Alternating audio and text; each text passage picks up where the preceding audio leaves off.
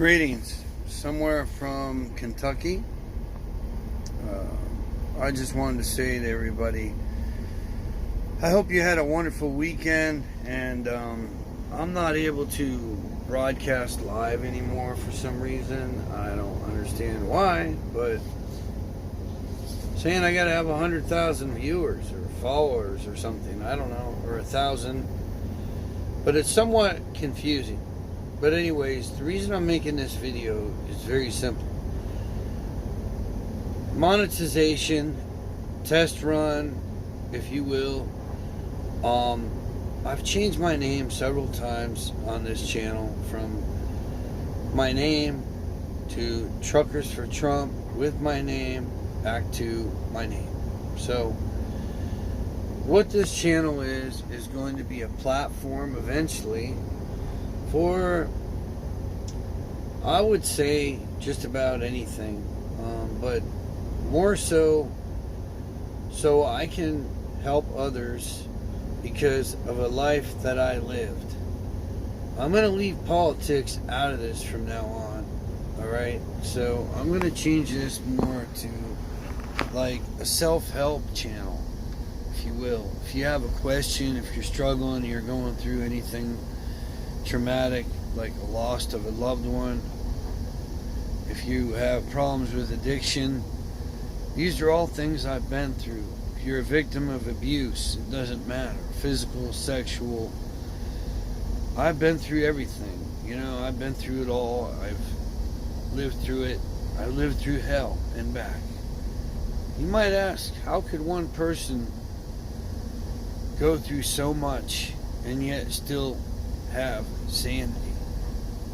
I asked myself that same question about the things that I've gone through, where my life has taken me. My mom once asked me, God rest her soul, but she said to me, how can you fall in a bucket of shit and come out smelling like a rose? She used to often use that term to me, but I wouldn't say that's what this is about. This is about trying to help others overcome grief, stress. Maybe you just got cheated on and your heart broke. Maybe you're having problems with addiction. You just don't know how to stop. Maybe you lost a loved one recently due to a death, a sudden tragedy. Let me tell you a little bit about myself. I don't think I've gotten too personal here on YouTube, but here it goes. I'm going to take my jacket off so I can sit down and get comfortable, because this may take a few minutes. Hit the pause button. Really, I should be hitting the pause button. Just bear with me, guys. Alright, so a lot of you guys probably want to know what I can do to back some of this up, substantiate some of the things that I've been through. And that's fine. I don't really have to prove anything to anyone. But what I can assure you is everything that I speak is the truth. And nothing but the truth. So help me God. Now, there's a lot of things I want to start out with, and that is topics.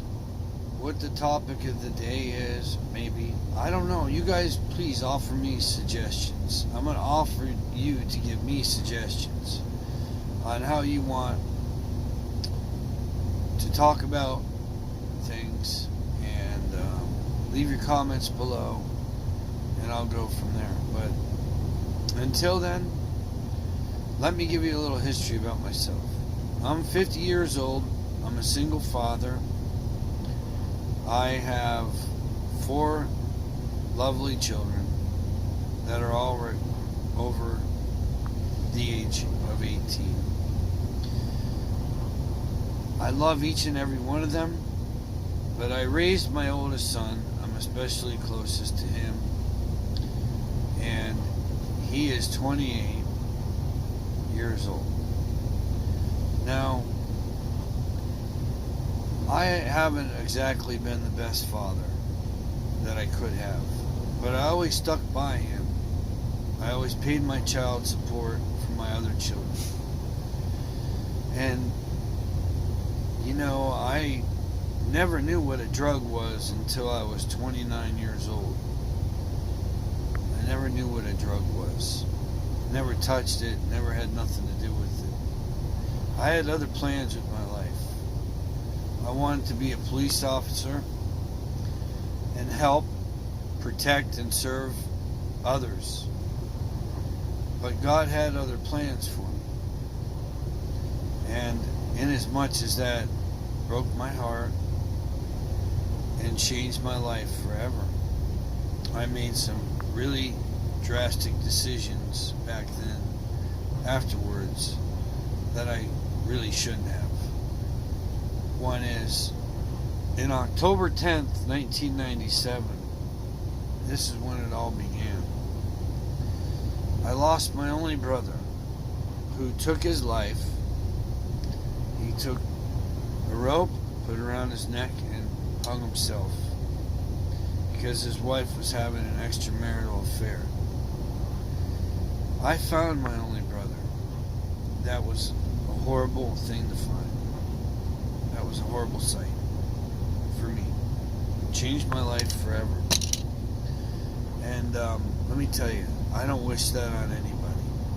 Since then, in 2002, I lost my younger sister Tammy to a heroin overdose. It was sudden. I was out here in the semi, like, let me show you my house here, you know. It's not my house, but it's home away from me. But basically, guys, I lost my sister shortly after my brother died, and within a few years. And I took that really hard, both deaths. I took the loss of my father really hard. He was a veteran who fought and died for our country, and he was one of the forgotten that Trump talked about. You know how I wasn't going to mention politics, but I'm going to mention my dad because he was a veteran who had cancer, who died of cancer from Agent Orange exposure. But getting back to me, I had a lot of painful memories. Nothing but grief from the time I was 28 years old on up, even to some instances now, today. But what I want to try to tell everyone is, God does not put us through any more than we can handle. I'm sure you've heard that saying before, right? Well, it's the truth. God put me through a lot of things, and whenever my life would fall and I'd fall flat on my face and hit rock bottom, that's when I would pray. I would come to God and I would say, God, please help me. Forgive me for everything I've done. Make things better. Make this all go away. I put it all in your hands. And I had faith. I believed that. At the time, I believed that. And I also believe that the Lord, He sometimes puts obstacles in our path that may, you know, you're a lost sheep.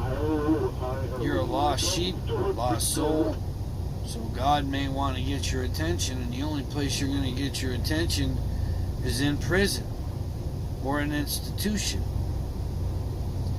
And that was my case. It took me going to prison to finally get close to God. And I have been 10 years clean. I'm going to end the video at 10 minutes because I'll make chapter 2. But I want to get some of your insight. If you want to hear more about my life and how I got through it, please let me know. God bless you all. And if you have any questions, I'm always here.